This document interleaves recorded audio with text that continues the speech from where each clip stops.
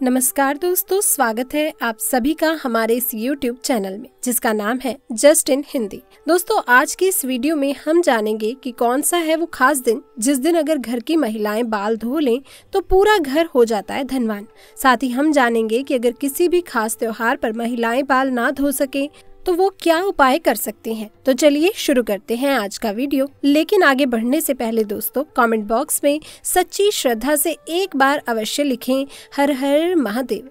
ऐसी मान्यता है कि किसी परिवार या पुरुष की सफलता उस घर की लक्ष्मी यानी स्त्री पर निर्भर करती है। घर की स्त्री के प्रशंसनीय स्वभाव और सरल व्यवहार के कारण ही उसका घर सुंदर, खुशियों से भरा हुआ और वैभवशाली बनता है। इसमें कोई संदेह नहीं कि हमारे सनातन धर्म के देवी देवता और भगवान भी अपनी अर्धांगिनी को ही अपनी शक्ति मानते हैं। जैसे भगवान विष्णु के लिए माता लक्ष्मी ही सर्वोपरि है, उसी तरह शक्ति के बिना अधूरे है शिव। भगवान शिव का अर्धनारीश्वर रूप इसका सर्वोत्कृष्ट उदाहरण है। हमारे समाज में स्त्री को ही अन्नपूर्णा, लक्ष्मी, सरस्वती और समस्त संसार का ऐश्वर्य लाने वाली माना जाता है।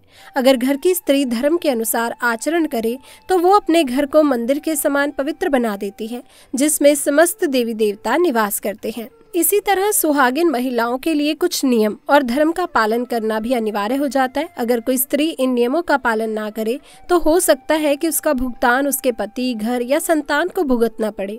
दोस्तों, इस बात को ध्यान में रखते हुए आज हम सुहागिन महिलाओं को कब बाल धोने चाहिए और कब नहीं, इसके नियम के बारे में बताने जा रहे हैं, जिनसे सुहागिन महिलाएं जान सकती हैं कि कौन सा वार और त्योहार बाल धोने के लिए उत्तम होता है और किस दिन बाल धोना अशुभ कारक होता है। सबसे पहली बात, कुंवारी कन्याओं को कभी भी बुधवार के दिन बाल नहीं धोने चाहिए, और खासकर उन कन्याओं को जिनके छोटे भाई हैं।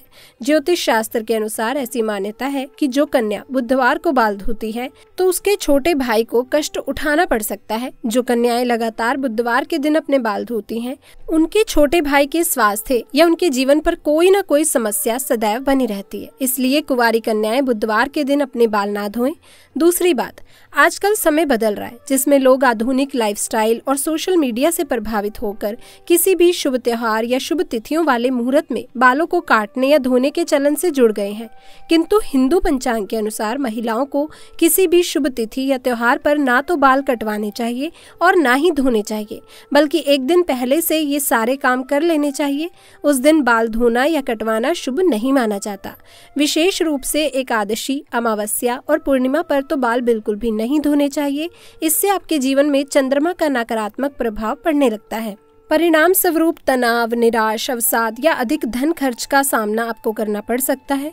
दोस्तों, तीसरी बात, ये सदैव याद रखें कि अगर आप किसी वार को व्रत रखती हैं तो भूल से भी उस दिन बाल ना धोएं।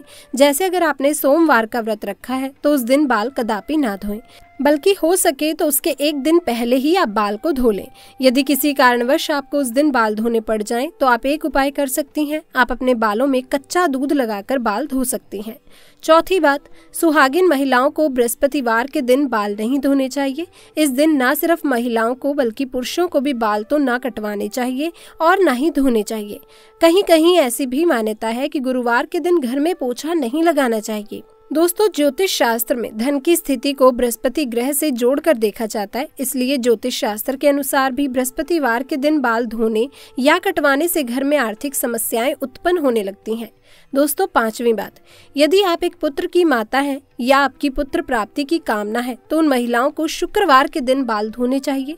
छठवीं बात, शनिवार शनिदेव का दिन माना जाता है, तो इस दिन ना तो सर में तेल लगाना चाहिए और ना ही अपने बालों को धोना चाहिए। यदि आप शनिवार को बाल धोती हैं तो इससे शनिदेव की दृष्टि आप पर बनी रहती है। और दोस्तों, ज्योतिष शास्त्र में शनि की दृष्टि को अच्छा नहीं माना जाता।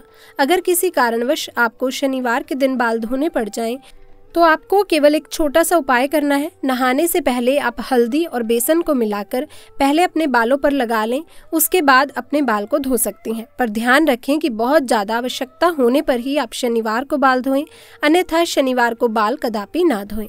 सातवीं बात, स्त्री हो या पुरुष, शुक्रवार का दिन बाल काटने के लिए अत्यंत शुभ माना जाता है। शुक्रवार का दिन माता लक्ष्मी का दिन होता है, इसलिए महिलाएं इस दिन अपने बालों को अवश्य ही स्वच्छ रखें। माता लक्ष्मी की कृपा आप पर अवश्य बरसेगी। दोस्तों, शास्त्रों में एक और मान्यता है कि सुहागिन स्त्री अपने मांग में सिंदूर भरकर किसी भी पूजा में शामिल हो सकती है, क्योंकि मांग का हिस्सा गंगा सिंदूर का माना जाता है। जो सुहागिन स्त्री के सौभाग्य को दर्शाता है, जिसे स्वयं देवता भी नकार नहीं सकते। हालांकि पुरुषों के लिए नियम है कि उन्हें सदैव नहाने में बाल धोने के बाद ही पूजा आदि में शामिल होना चाहिए, लेकिन सुहागिन स्त्रियां बिना बाल धोए केवल सिंदूर लगाकर भी पूजा पाठ, मंत्रोच्चार और यज्ञ आदि में सम्मिलित हो सकती हैं। लेकिन दोस्तों, सिंदूर से जुड़ी एक विशेष बात आपको पता होनी बहुत ही जरूरी है, वरना इसका गलत तरीके से किया गया उपयोग आपके पति की मृत्यु का कारण भी बन सकता है। दोस्तों, अगर आपको देखना है कि आपके पति आपसे प्रेम करते हैं या नहीं, तो ऐसे में आपको अपने पति के हाथों से सिंदूर लगाना चाहिए और देखना चाहिए कि अगर आपकी नाक पर थोड़ा सा भी सिंदूर गिरता है तो इसका अर्थ ये हुआ कि वो आपसे बहुत ही प्रेम करते हैं। दोस्तों, ये सुनने में थोड़ा ड्रामेटिक या फिल्मी लग सकता है, लेकिन ये बात बिल्कुल सच है। शास्त्रों की माने तो ऐसा कहा जाता है कि जब भी कभी पति द्वारा पत्नी की मांग में सिंदूर लगाने पर यदि वो थोड़ा सा भी नाक पर असावधानीवश गिर जाता है तो ये पति का पत्नी के प्रति असीम प्रेम को दर्शाता है और इस बात का भी प्रतीक होता है कि आने वाले समय में भी उनके संबंध और भी ज्यादा गहरे और प्रगाढ़ होते चले जाएंगे। इसके अलावा जब आप खुद से सिंदूर लगाती हैं और अनजाने में वो नाक पर गिरता है तो इसका अर्थ ये भी हो सकता है कि पति की तरफ से आपको कोई खुशखबरी मिलने वाली है। दोस्तों, हिंदू धर्म में सिंदूर का बहुत ही विशेष महत्व होता है, लेकिन सिंदूर से जुड़ी ये जानकारी अगर आपको नहीं है तो आप भी ये गलती करती हैं तो आप पर बहुत ही भारी संकट पड़ सकता है। साथ ही इसके दुष्परिणाम आपके पति को भी भुगतने पड़ सकते हैं। सिंदूर एक स्त्री के लिए उसके सौभाग्य की निशानी होती है। जब हम कभी किसी विवाहित स्त्री को देखते हैं तो उसकी मांग में सिंदूर जरूर लगा होता है। विवाहित स्त्रियों को सिंदूर के बिना अधूरा माना जाता है।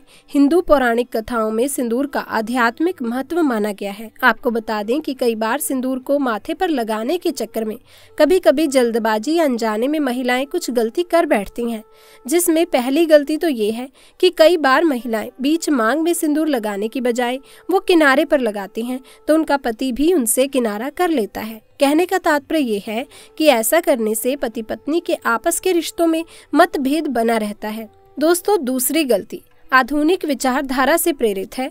दोस्तों, ऐसी मान्यता है कि जो स्त्री अपनी मांग के बीचों बीच में लंबा सिंदूर लगाती है तो उसके पति की आयु भी लंबी होती चली जाती है।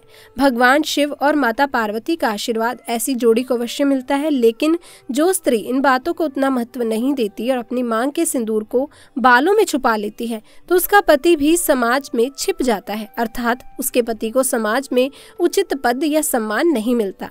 इसलिए ये कहा जाता है कि सिंदूर को लंबा और ऐसे लगाएं कि सभी को साफ साफ दिखाई दे। दोस्तों, सिंदूर से सजी सवरी स्त्री सौभाग्य और सुंदरता का प्रतीक होती है। माथे पर सिंदूर लगाते समय महिलाओं को काफी सावधानी बरतनी चाहिए।